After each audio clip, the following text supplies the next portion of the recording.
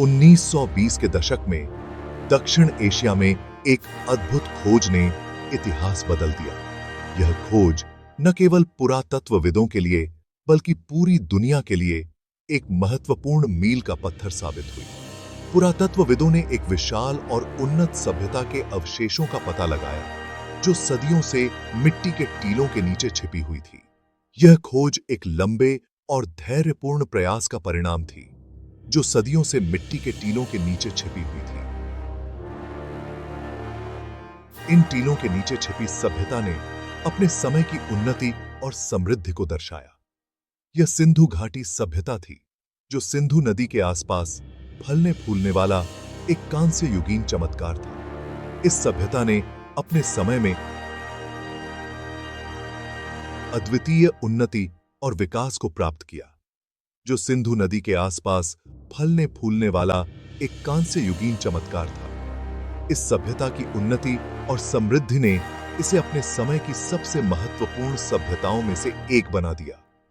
यह सभ्यता उतनी ही उन्नत थी जितनी मिस्र और मेसोपोटामिया की सभ्यताएं जो उनके समकालीन थीं। इन सभ्यताओं के साथ इसकी तुलना ने इसे और भी महत्वपूर्ण बना दिया। हड़प्पा और मोहनजोदड़ो जैसे शहरों की खोज ने जटिल शहरी नियोजन, उन्नत तकनीक और एक अनोखी संस्कृति की दुनिया का अनावरण किया। इन शहरों की खोज ने सभ्यता के विकास और उन्नति के नए आयाम खोले। उन्नत तकनीक और एक अनोखी संस्कृति की दुनिया का अनावरण किया।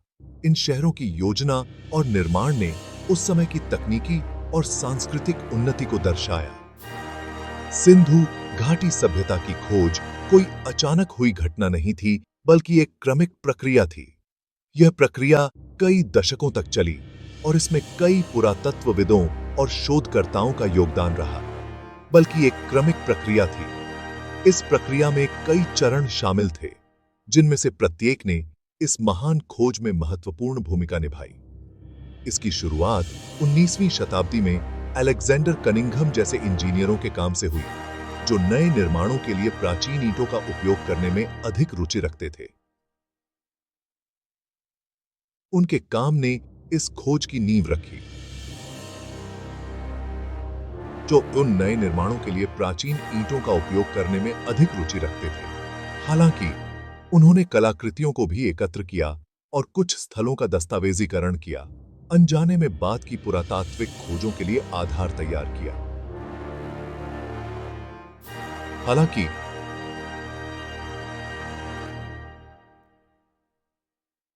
उन्होंने कलाकृतियों को भी एकत्र किया और कुछ स्थलों का दस्तावेजीकरण किया, अनजाने में बाद की पुरातात्विक खोजों के लिए आधार तैयार किया। उनके प्रयासों ने इस सभ्यता की खोज में महत्वपूर्ण भूमिका निभाई और कुछ स्थलों का दस्तावेजीकरण किया, अनजाने में बाद की पुरातात्विक खोजों के लिए आधार तैयार किया। इन दस्तावेजों ने बाद के शोधकर्ताओं के लिए महत्वपूर्ण सुराग प्रदान किए। अनजाने में बाद की पुरातात्विक खोजों के लिए आधार तैयार किया। इन खोजों ने इस सभ्यता की वास्तविकता को उजागर करने में महत्वपूर्ण भूमिका निभाई। इन स्थलों के महत्व को एक खोई हुई सभ्यता के अवशेष के रूप में पहचानने का श्रेय दयाराम साहनी और आर.के. डी. बनर्जी जैसे पुरातत्वविदों को जाता है। उन्होंने अपनी टीमों के साथ 1920 के दशक में हड़प्पा और मोहनजोदड़ो के स्थलों की खुदाई की। उन्होंने अपनी टीमों के साथ 1920 के दशक में हड़प्पा और मोहनजोदड़ो के स्थलों की खुदाई की, जिससे इस प्राचीन सभ्यता की वास्तविक सीमा और परिष्कार का पता चला। उनकी मेहनत और समर्पण ने इस सभ्यता की खोज को संभव बनाया,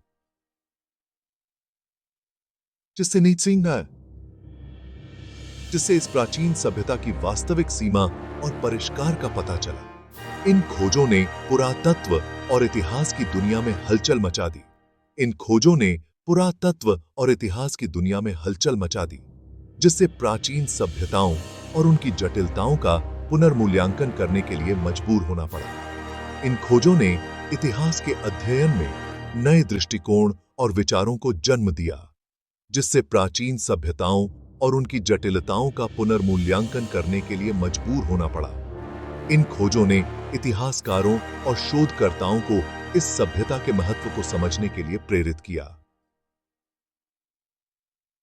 हालांकि सिंधु घाटी सभ्यता एक ही जैसी नहीं है। यह संस्कृतियों और परंपराओं के एक जटिल ताने बाने का प्रतिनिधित्व करता है, जो एक विशाल भौगोलिक क्षेत्र में फैला हुआ है।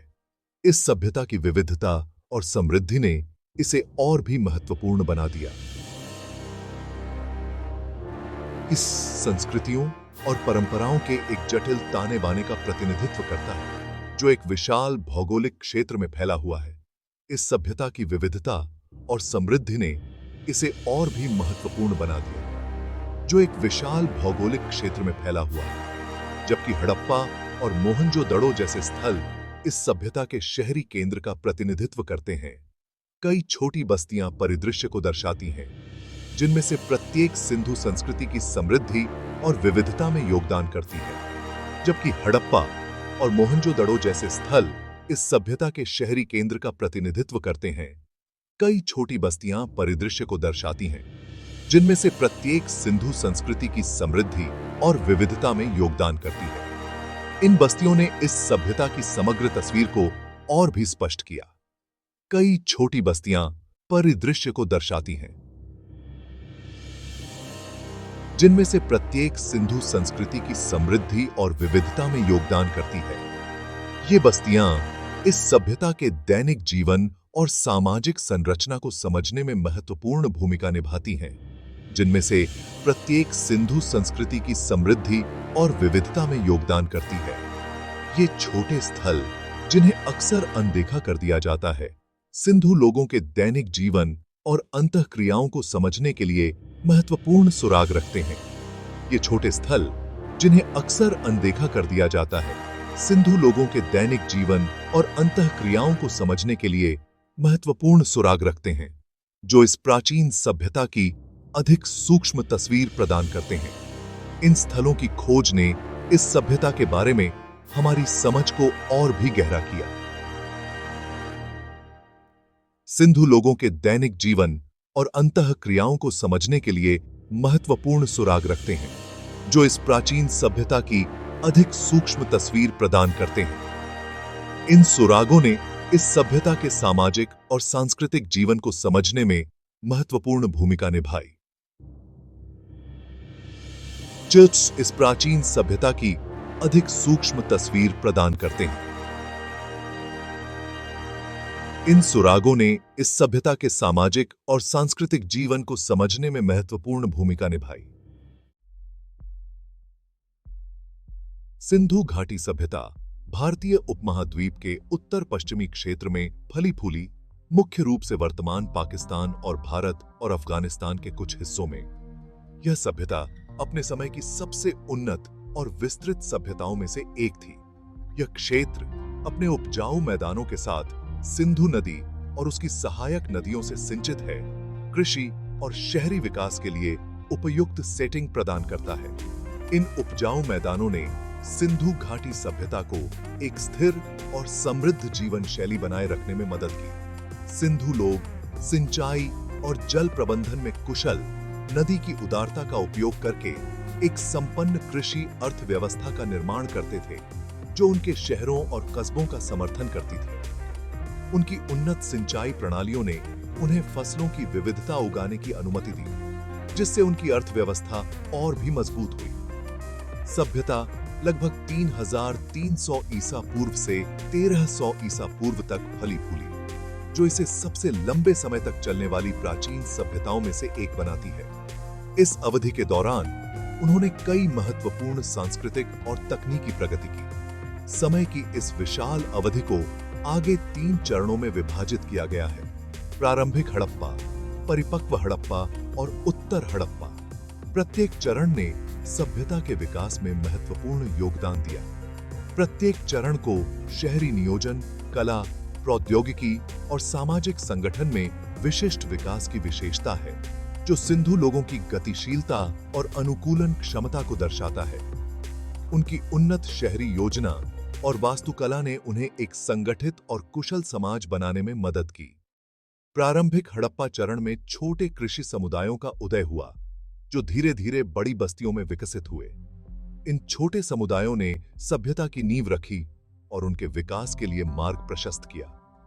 परिपक्व हड़प्पा काल ने हड़प्पा और मोहनजोदड़ो जैसे बड़े सुनियोजित शहरों की स्थापना के साथ सभ्यता के चरम को चिह्नित किया, जो उनके उन्नत शहरी नियोजन और प्रभावशाली बुनियादी ढांचे को प्रदर्शित करते हैं।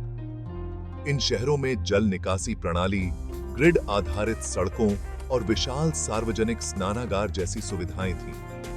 उत्तर हड़प्पा चरण में शहरी केंद्रों में गिरावट और छोटी बस्तियों की ओर बदलाव देखा गया।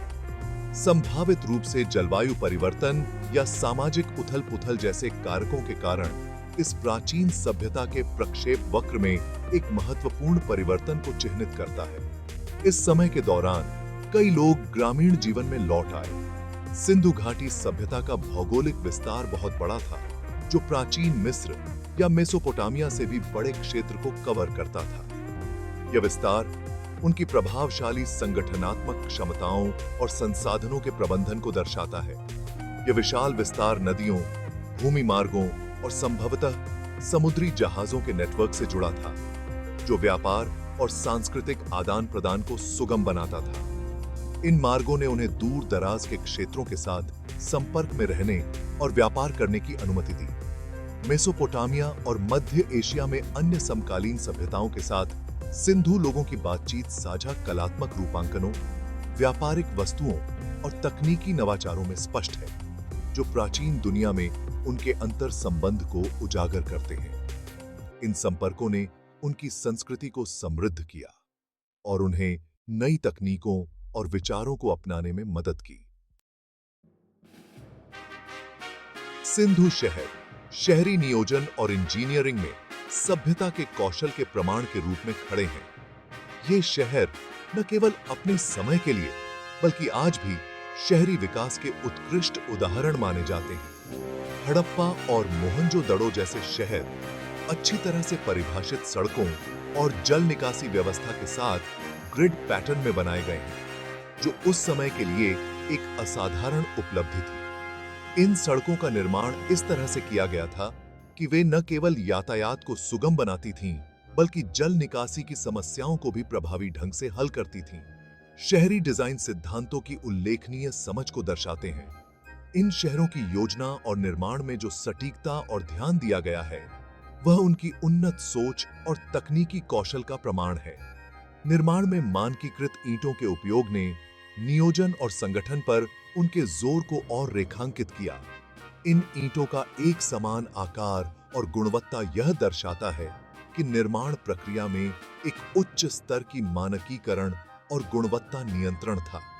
ये शहर केवल अराजक बस्तियां नहीं थे, बल्कि सावधानी पूर्वक डिजाइन किए गए शहरी केंद्र थे, जिन्होंने कार्यक्षमता, स्वच्छता और सामाजिक व्यवस्था को प्राथमिकता दी थी। इन शहरों की योजना में हर पहलू को ध्यान में रखा गया था, जिससे यह सुनिश्चित हो सके कि निवासियों को एक सुरक्षित और स्वस्थ वातावरण मिले। सिंधु शहरों की सबसे खास विशेषताओं में से एक उनकी परिष्कृत जल निकासी व्यवस्था थी। यह प्रणाली इतनी उन्नत थी कि यह आज भी कई आधुनिक शहरों के लिए एक उदाहरण है। लगभग हर घर में अपना बाथरूम और शौचालय था, जो ढकी हुई नालियों के नेटवर्क से जुड़ा था, जो सड़कों के किनारे चलती थी। यह प्रणाली न केवल स्वच्छता को बढ़ावा देती थी, बल्कि निवासियों के स्वास्थ्य की भी रक्षा करती थी। यह उन्नत स्वच्छता प्रणाली प्राचीन दुनिया में एक दुर्लभ वस्तु, सार्वजनिक स्वास्थ्य और स्वच्छता पर उनके द्वारा दिए गए महत्व को उजागर करती है।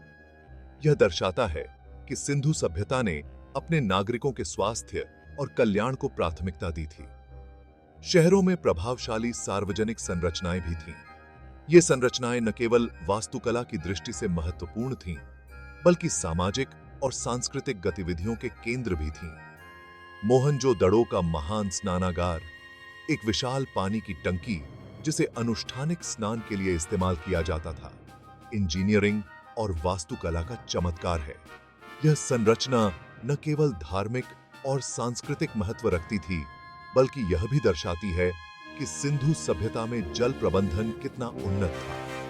हड़प्पा और मोहनजोदड़ो दोनों जगह पाए जाने वाले अन्न भंडार, खाद्य भंडारण और वितरण की एक सुव्यवस्थित प्रणाली की ओर इशारा करते हैं, जो एक बड़ी शहरी आबादी का समर्थन करने के लिए आवश्यक है। यह प्रणाली यह सुनिश्चित करती थी कि शहरों में खाद्य आपूर्ति स्थिर और सुरक्षित रहे। ये सार्वजनिक कार्य बड़े पैमाने पर परियोजनाओं के लिए श्रम और संसाधनों को जुटाने की सिंधु लोगों की क्षमता को प्रदर्शित करते हैं, जो उनके सामाजिक संगठन और इंजीनियरिंग कौशल का प्रदर्शन करते हैं। यह भी दर्शाता है कि सिंधु सभ्यता में एक मजबूत और संगठित प्रशासनिक ढांचा था। विभिन्न सिंधु स्थलों पर मानकीकृत भार और माप की खोज शासन और व्यापार विनियमन की एक केंद्रीकृत प्रणाली का सुझाव देती है। यह प्रणाली व्यापार को सुगम बनाती थी और आर्थिक स्थिरता को बनाए रखने में महत्वपूर्ण भूमिका निभाती थी। विभिन्न सामग्रियों से बने और विशिष्ट प्रतीकों के साथ चिह्नित ये वजन मेट्रोलॉजी की परिष्कृत समझ और निष्पक्ष व्यापार और आर्थिक स्थिरता को सुविधाजनक बनाने में इसके महत्व का संकेत देते हैं। यह भी दर्शाता है कि सिंधु सभ्यता में व्यापार और वाणिज्य को कितना महत्व दिया जाता था। सभ्यता के विशाल विस्तार में इन मानकीकृत कलाकृतियों की उपस्थिति एक एकीकृत सांस्कृतिक और आर्थिक प्रणाली के सिद्धांत को और मजबूत करती है। यह दर्शाता है कि सिंधु सभ्यता में एक मजबूत और संगठित सामाजिक ढांचा था, जो उनके सांस्कृतिक और आर्थिक जीवन को नियंत्रित करता था।